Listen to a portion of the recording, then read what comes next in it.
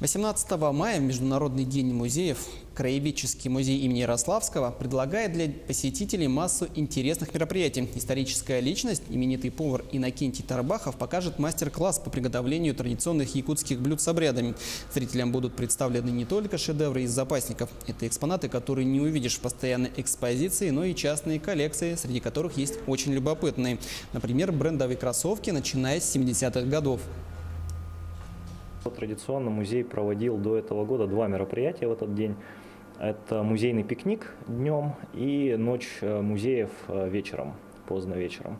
Но в этом году у нас такой переформат произошел. Мы решили объединить эти два мероприятия в одно.